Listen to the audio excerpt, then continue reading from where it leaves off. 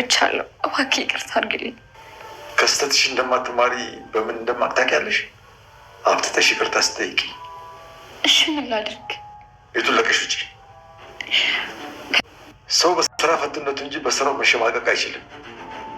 አሁን ቤቱን ለቀሽ ውጪ። ግን እውነቱን ስነግርህ ቀንቼ ነው። ቅናት እንዲህ ነው እንዴ?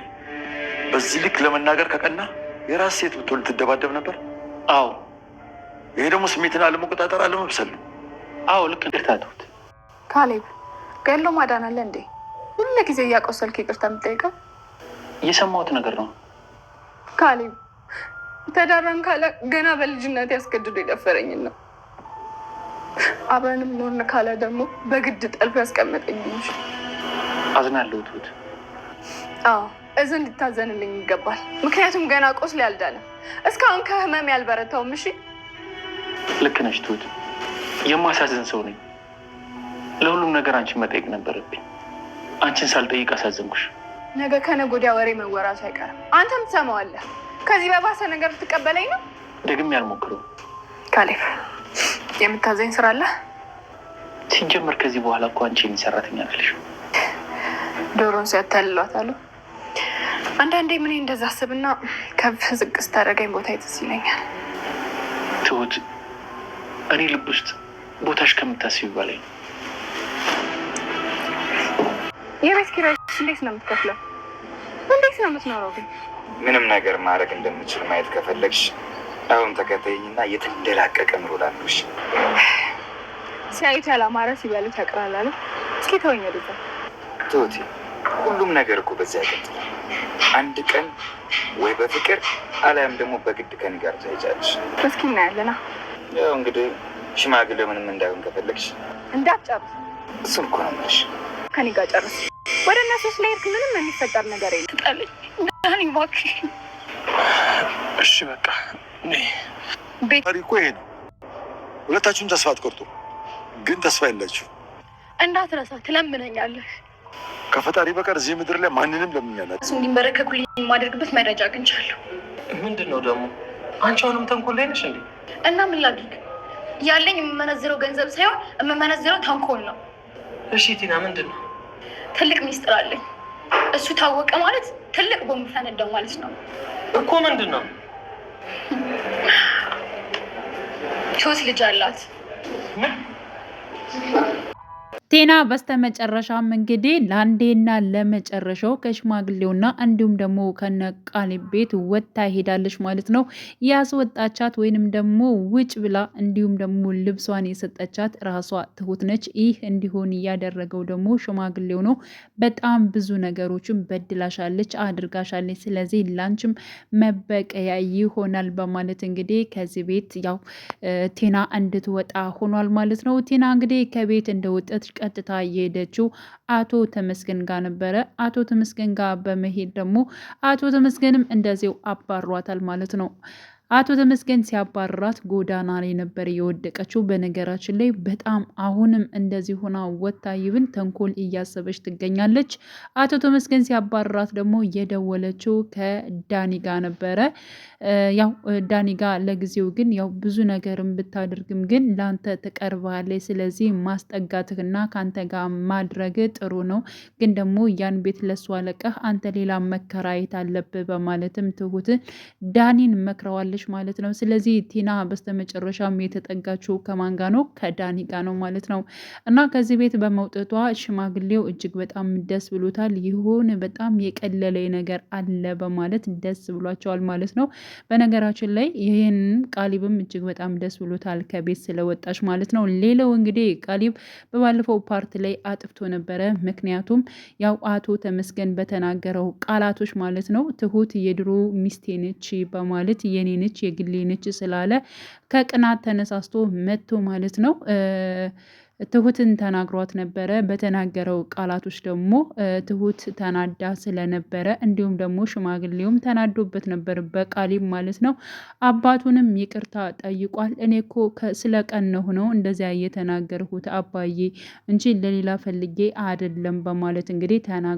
ብትቀና ምን ብትልም እንደዚህ መናገር የለብህም፣ ለነገሮቹም ችኩል አትሁን እያልኩኝ ደግሜ ደጋግሜ ነግሬህ ነበር። ነገሮችን ረጋ ብለህና አስታውለህ ሁሉን ነገር ማወቅ መቻል አለብህ በማለት እንግዲህ በተደጋጋሚ ሽማግሌውም ለቃሊብ ተናግሯል። እሷ ሚስትህ ብትሆን ይብን ራሱ በማስተዋልና ቀስ ብለህ ነው ያን ሰው ራሱ መበቀልም ወይንም ደግሞ ከእሷ ማስወገድ ያለብህ እንጂ እንደዚህ በመሆን አይደለም። ለነገሮቹ ችኩል አትሆን። በጣም ደግመ ደጋግመ ትሁትን እያስከፋት ነው ያለው። አሁን ይሄድና እሷን ይቅርታ ጠይቃት ብሎታል ማለት ነው። ቃሊብም ያው ትሁትን በመሄድ ይቅርታ ጠይቋታል። ምክንያቱም አጥፍቻለሁ፣ ጥፋተኛ ነኝ፣ እባክሽን ትሁት ይቅርታ አድርጊልኝ ብሏታል ማለት ነው። እሷም ደግሞ እኔ ያልደረቀ ቁስል በጣም ብዙ ነገሮች አሉኝ፣ አንተ ደግሞ እንደዚያ ስትናገር እውነት ለመናገር በጣም ከፍቶኛል። ስለ እኔ በጣም ብዙ ነገር ልትሰማ ትችላለህ፣ ግን ደግሞ አንተ እንደዚህ መናገር የለብህም ብለዋለች ማለት ነው። ምክንያቱም በጣም ብዙ ነገር ለምሳሌ ልጅ እንዳላት አሁን ያው ለሽማግሌው ተናግራለች። ለሽማግሌው የተናገረችው ትሁት ሽማግሌው ስለሚረዳት ነው፣ በነገራችን ላይ ማለት ነው ስለሚረዳት ነው የነገረችው ማለት ነው። ሲያስጨንቃት የነበረውን ሚስጥሯን በስተመጨረሻም ለሽማግሌው ተናግራለች። ልጅ እንዳላት እንግዲህ የሚያውቁት አሁን ላይ እንግዲህ ቴናም ታውቃለች። ይህን ሚስጥር ያስኩኝ ብላ ደግሞ ዘራፍ እያለች ትገኛለች ማለት ነው።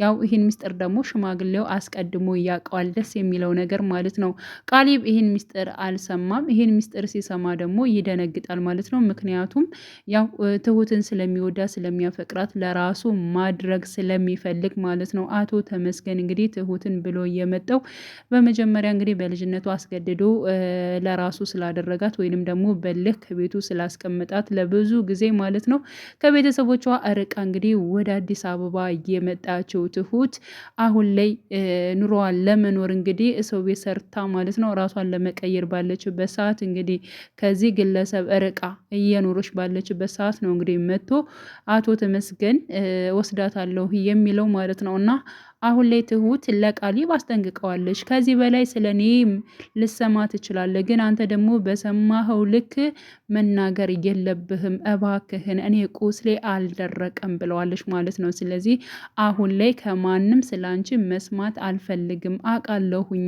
ከምንም በላይ አንቺ ከልቤ ላይ ቦታ አለሽ በማለት እንግዲህ ተናግሯታል። እሷም አንዳንዴ እኔ በቃ ስለዚህ ስለንትኑ ማለት ነው ልክ እሱን መቅረብ ትፈልግና ግን ደግሞ አንዳንዴ ያልሆኑ ቃላቶችን ትናገረኛለህ። ቦቴን የረሰው ይመስለኛል፣ ግን ደግሞ እኔ ቦቴን አልረሳሁም። አንተ ግን ሰራተኝነትን ነገሮችን በማስታወስ ብዙ ቃላቶችን እየተናገርከኝ ወደ ስራዬ እመለሳለሁ እያለች እንግዲህ ስትነግረው ነበር ማለት ነው። እና እንደዚህ አይነት ልቤስ የሚሰብሩ ቃላቶችን እንዳይናገራትና እንዲሁም ደግሞ አርፎ መቀመጥ እንዳለበት ስታስጠነቅቀው ነበር ማለት ነው። እንግዲህ ትሁት ማለት ነው። በነገራችን ላይ ትሁትም ትወደዋለች፣ ታፈቅረዋለች። አሁን ነገሮቹ የእሷ ነገሮች አቶ ተመስገን በመንጣት እንግዲህ ነገሮቹን ብጥብጥ አደረገው እንጂ በጣም ነው የምትወደው። አሁንም ትወደዋለች በእርግጠኝነት ማለት ነው። ቃሊብም እንደዚሁ በጣም ነው የሚወዳት የሚያፈቅራት። አሁን ደግሞ አቶ ተመስገን ለራሴ ላደርጋት ነው እያለ እንግዲህ ብዙ ነገሮችን እያደረገ ይገኛል። ስለዚህ አሁን ላይ ማለት ነው ቃሊብ ምን ማድረግ አለበት? ወኔውን መጨመር አለበት ማለት ነው። ጎበዝ መሆን አለበት። እንደ አቶ ተመስገን መታገል መቻል አለበት። እንግዲህ ሽማግሌውም ይሄን ነው የሚፈልገው ማለት ነው። አባዬ አንተ ነህ እንጂ እኮ የምትንቀኝ፣ ሌሎች እኮ በጣም ጎበዝ ነህ ነው የሚሉኝ እያለ እንደውም እንግዲህ ቃሊብ ሲናገር ነበረ። ስለዚህ ጎበዝ ሆኖና ጠንካራ ሆኖ ትሁትን ለራሱ የሚያደርጋት ይሆናል ብዬ አስባለሁኝ። ግን ደግሞ በሰማውና እንዲሁም ደግሞ በሚነገረው ነገር እየሰማ መቶ ትሁትን ሊበጠብጣት መቻል የለበትም ብዬ አስባለሁ። ዳኒ በነገሮቹ አሁን ላይ ማለት ነው በኤደን ባለው ነገር ቅር እያለው መጥቷል። ምክንያቱም ምንም ነገር ስለ ትዳርም ስለምንም ሲነሳ ኤደን ስለ ቃሌብ እያነሳች እየበጠበጠችው ትገኛለች ማለት ነው። ይህን ነገር እንዲሻክርና ነገሮቹ እንዳይሆን ያደረኩት ደግሞ የራሴ ጥፋት ነው። በጣም ብዙ ነገሮች በሰው ላይ ግፍ ስላደረስኩኝ በእኔ ላይም ግፍ እየደረሰ ነው በማለት እንግዲህ ለሽማግሌው የከፈውን ነገር ዳኒ ሲያስረዳ ነበረ። ምንድን ነው ብሎም ጠይቆት ነበረ ሽማግሌው። እኔ እኮ ይቅርታ አድርጌልሃለሁ፣ ሲጀምር ደግሞ በጥፋት ተጸጽተህ ሁሉን ነገር ይቅር ያልህ ልጅ እኮ ነህ አንተ፣ ምንም አይነት ጥፋት የለብም ዳኒ፣ ምን ሆነ ነው እባክህን ንገረኝ በማለት እንግዲህ ያው የሆነውን ነገርም ነግሮታል ማለት ነው። ምክንያቱም ኤደን እንደ ድሮ ልትሆንልኝ አልቻለችም። ስለምንም ነገር ስለ ስራም ስለ ትዳርም የሆነ ነገር በነገርኳት ቁጥር ቀጥታ የምታስበው ቃሌብን ነው እና እንዴት እንደማደርግ አላቅም በማለት እንግዲህ የከፈውን በውስጡ ያለውን ነገር ለሽማግሌው ተነግሯል። ሽማግሌውም ችግር የለውም የሚስተካከል ጉዳይ ነው፣ አንተ ስራህ ላይ ብቻ አተኩር፣ እንዲሁም ደግሞ ኤደንን አናግራታለሁኝ በማለት አይተዋት በቃ ነገሮችን እኔ ራሴን ለማስተካከል እሞክራለሁኝ፣ ካልሆነም ደግሞ ታናግራታለ በማለት እንግዲህ ብቻውን ለመታገልና እንዲሁም ደግሞ እሷ እስከምትቀየር ማለት ነው ለመጠበቅ ወስኗል ማለት ነው። ዳኒ በኤደን መቀየር ወይንም ደግሞ በኤደን እንደዚህ በማለት እጅግ በጣም እንግዲህ እየተበሳጨ ይገኛል ማለት ነው። ይሄን ነገር እንግዲህ ሽማግሌው ማለት ነው ለቃሊብ ነግሮት ነበረ። ዳኒ ጋር ተገናኝተን ነበር፣ ግን ደግሞ ብዙም ደስተኛ አይደለም፣ ኤደንም እንደ በፊቱ አይደለችም እያለኝ ነበረ ብሎ ስለነገረው እንገናኝ ብሎ እንግዲህ ቃሊብ ደውሎለት ነበር ለዳኒ ማለት ነው። ግን ደግሞ ሲገናኙ የተናገረው ቃላቶች አሉ ማለት ነው። እንዴት ነው ስራ ምናምን እንዴት ይዞሃል ብሎ ከጠየቀ በኋላ ከኛ ቦታ ክፍት ስራ አለ በደንብ የሚከፈል፣ አንተ የሰራኸው ነገር በሙሉ ለኤደን እያስደሰታት አይደለም፣ ያ ማለት እንግዲህ አንተ ሰርተህ ያመጣኸው ለኤደን በቂ አይደለም በማለት እንግዲህ ሲያሾፍበትና ሲሳለቅበት ነበረ ማለት ነው። በዚህ ጉዳይ ዳኒ እጅግ በጣም ተናዷል ማለት ነው። እኔ እኮ ለቁም ነገር የተገናኘን መስሎን ነበር በማለት እንግዲህ ዳኒም ተነስቶ ወደ መጣበት ሄዷል ማለት ነው። ቃሌብም ጥሩ ነገር እየሰራና እንዲሁም ደግሞ ከዚህ በፊት ሚስቴን ሲያባልግ የነበረውን አቃጠልሁት፣ እንዲሁም ደግሞ ቴናም ከቤት ወጣች፣ ብዙ ነገሮች አድርገውብኛል በማለት እንግዲህ ጥሩ ነገር እየሰራ በመምሰል መቶ ለሽማግሌውም ተናግሯል። እንዲሁም ደግሞ ለትሁትም ነግሯታል ማለት ነው። ያው ሽማግሌው እጅግ በጣም ነበር የተናደደው። እንዴት እንደዚህ ተልካሻ የሆነ ስራ ትሰራለህ? እሱ እኮ ጥፋቱን አውቆ የተጸጸተ ልጅ ነው። አሁን ወደ ራሱ ተመልሶ ያው ኤደንንም ለማስደሰት ትዳሩንም ለማያዝ ስራውን እየለፋ እየሰራ ባለበት ራሱን ሊቀይር ባለ ልጅ ላይ እንዴት እንደዚህ ሙድ ትይዛለ? በማለት እንግዲህ ጥሩ ነገር እንዳልሰራ ሽማግሌው ተናግሮታል ማለት ነው። ለነገሩ እኔ ነኝ ጥፋተኛ፣ እሱን አገኘሁት እንደዚህ ብዬ ባልነግርህ አንተ ሂደህ አታስቀይመውም ነበር በማለት እንግዲህ መልሶለታል ማለት ነው። ግን ነገሩን ለትሁት ነግሮት ነበረ። ቃሊብ ለትሁት ዳኒን አግኝቸው እንደዚህ አልኩት በማለት ለትሁት ሲነግራት ልክ ነኝ ወይስ አይደለሁም ትሁት በማለት ልክ አይደለም፣ በፍጹም ጥሩ ነገር አልሰራህም፣ እውነቱን እንድነግርህ ከፈለክ ምንም ነገር ጥሩ ነገር አልሰራህም። አንደኛ ዳኒ ከልቡ ተቀይሯል፣ አሁን ላይ ደግሞ ለራሱ እየሰራ የሚኖር ልጅ ነው። ስለዚህ እንደዚህ ማለት የለብህም፣ ጥሩ ቢያንስ እንኳን አንተ በጥሩ ነገር መመለስ አለብህ። በነገራችን ላይ እኔ እንደዚህ ስለ ስራ ሲያወራ እሱ የሚያስቀጥረው እንዲሁም ደግሞ ደህና ደሞዝ እንዲከፈለው ለማድረግ እንዲሁም ደግሞ ዳኒን ሊያግዘው ነው ብዬ አስቤ ነበረ እኔ በበኩሌ ማለት ነው። ግን ደግሞ ያው እሱ እያፌዘበት ነበር እና ትሁት ለቃሊብ ጥሩ ነገር እንዳልሰራና እንደዚያ ማድረግ እንደሌለበት ነው የነገረችው። እሺ ትሁት በማለት እንግዲህ ሰምቷት ተቀብሏታል ማለት ነው። የትሁትን በነገራችን ላይ ምክር እያንዳንዱ ቃሊብ ይሰማል። ምክንያቱም ትሁት አስተዋይና ምርጥ ልጅ ስለሆነች ማለት ነው። በስተመጨረሻም እንግዲህ አሁን ላይ በነገራችን ላይ ቴና ከዳኒ ጋር መሆኑ ለኤደን ራሱ በጣም ክፍተት ይፈጥርበታል። እንደዚያ ማድረግ አልነበረበትም። ወይንም ደግሞ ትሁት እንዳለችው ቤቱን ተከራይቶላት በቃ ከሷ ጋር ዳግመኛ ባይገናኝ ያው ጥሩ ነበር። ምክንያቱም ለኤደን ለጓደኛው ለፍቅረኛው ሲል እሱም አርፎ መቀመጥ አለበት ማለት ነው ዳኒ።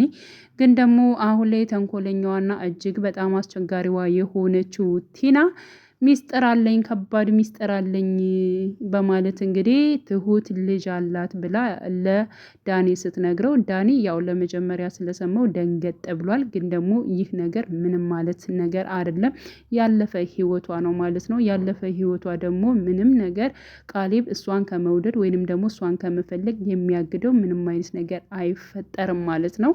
በዚህ ምክንያት እዚያ ቤት የምገባበት ነገር ይፈጠራል ብላ እሷ ታምናለች። ግን ደግሞ አሁን ላይ ምንም አይነት ወሬ ያለ መስማት ራሱ ቃሊብ ቃል ገብቷል። ግን ይህ ነገር እውነት ይሆናል ወይንስ ደግሞ ይበሳጫል የሚለውን አብረን የምናየው ይሆናል ማለት ነው። እንግዲህ ውድ የቻናሌ ተከታታዮች ቤተሰቦች በያላችሁበት ሰላማችሁ ይብዛሌ። ለቤቴ አዲስ የሆናችሁ የደውል ምልክቱን በመጫን ቤተሰብ የሆኑ ነባር ቤተሰቦችም ስለምታበረታቱኝ እጅግ በጣም አመሰግናለሁ። መልካም ጊዜ ተመኘውላችሁ።